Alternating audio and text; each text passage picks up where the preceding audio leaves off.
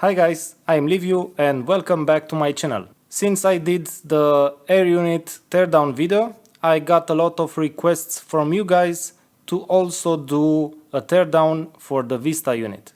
The Vista unit is sold by Caddx, and as you can see on this box, I have one that says Eashin. On the camera itself we can see Caddx and Eashin. So I don't know who really manufactures the Vista unit. I personally would say that DJI is manufacturing it and Caddx, and as you can see Eashin, or a combination of those two, is selling them. Also, you cannot find any FCC thing about the Vista. We do see the FCC logo on the package. I really don't know what to say. Maybe it's based on the Air Unit. The FCC ruling for the Air Unit works also for this one. I have no idea.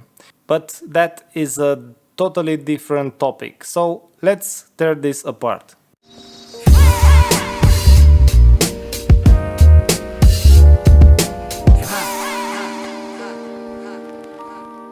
So most definitely everybody knows by now that the Vista unit is a sandwich of two PCBs and a lot of aluminium heatsinks, because as we have seen on the Air Unit Teardown, we have an FPGA system on chip IC that gets pretty damn hot, so it needs cooling. I know that there are some guys out there that are making it lighter by removing the heatsinks, but I would not recommend that at all, or at least keep the heatsinks that are on the MCU. The RF section could survive without any issue, I am sure of that. So first of all, let's take out the camera connector, and we have here one screw.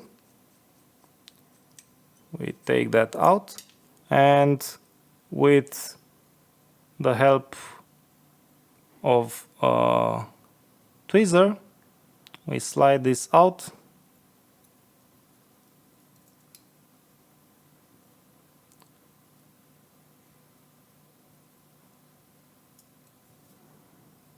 And the camera is disconnected.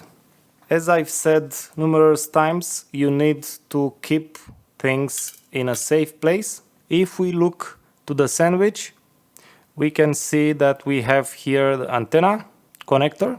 There is solder already on the power pins. I don't know exactly why I didn't touch this, so I presume they are testing it in the factory somehow. So, because we have here the antenna cable, I am suspecting that the top PCB is actually the RF section with no processing on it. So I will remove the top section first. For that, I will need to remove these 4 screws.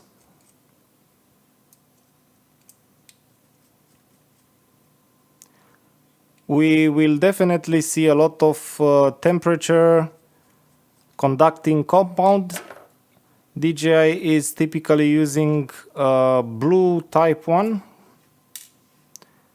and I suspect they are using the same type on here. You can wipe it out, or you can scrape it off on a piece of plastic or something and just reuse it when you want to close it up. Let's take this part out, and as you can see we have the blue compound here. This is the antenna holder clip. We also have here one connector which we will need to disconnect.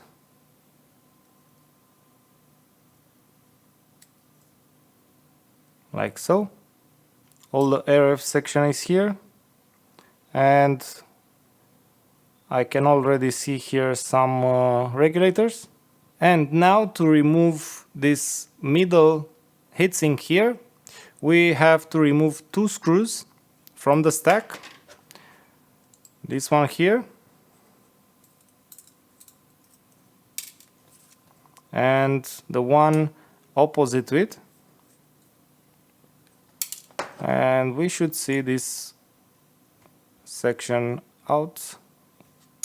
We now have one connector still to disconnect, and 2 more screws so that we can actually take apart the heatsinks. I am expecting a lot of heat conducting compound here too.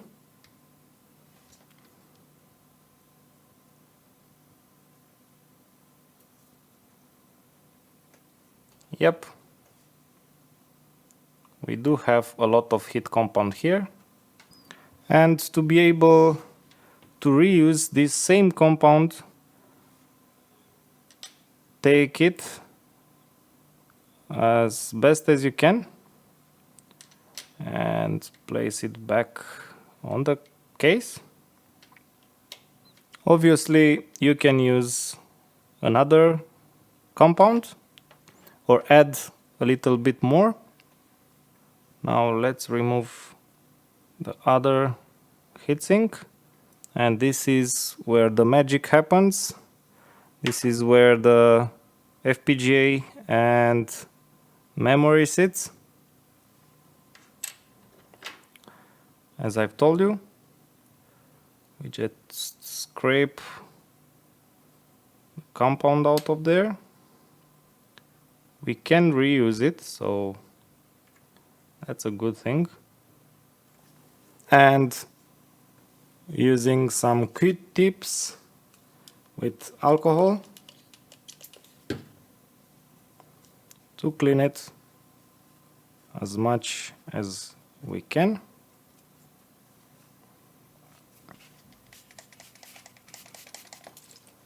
One side is done.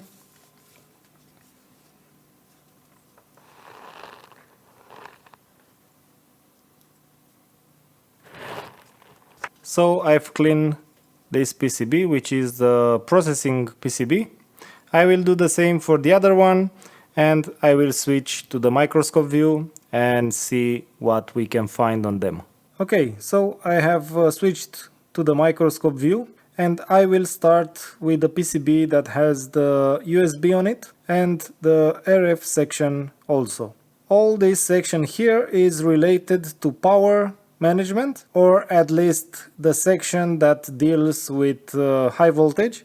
And I already see some changes compared to the Air Unit. For instance, this B8 device here is a Zener diode. On the Air Unit we had a dedicated protecting device. Here we just use a Zener to clamp down some high spikes if they exist. And just to compare it, if you remember, here we had the TVS protecting device here, and here we have the series diode, which we also have here. And after this diode we have the same topology for reverse protection. We have a P-channel MOSFET. This one is a little bit bigger than this one, and we have here 2 regulators.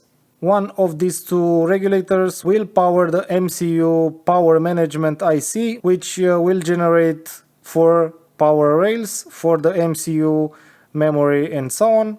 And we also have another regulator here, which most definitely will power the RF section right here. From what I've searched on the internet, these 2 could be produced by MPS, monolithic power systems, and they can output 2 amps, and they can withstand 30 volts max input. Here we have the antenna connector. Right here they placed some protecting glue, and under this black thing we have a series capacitor of around 33 picofarad. So if you have any issues where your UFL connector is broken and also this capacitor, you can repair it without any issue, because if you can see, we have the trace going to the series capacitor, and after that we have a via going most definitely on the other side of the PCB. Nothing else on this side of the PCB, so let's turn it. So I was telling you about this via.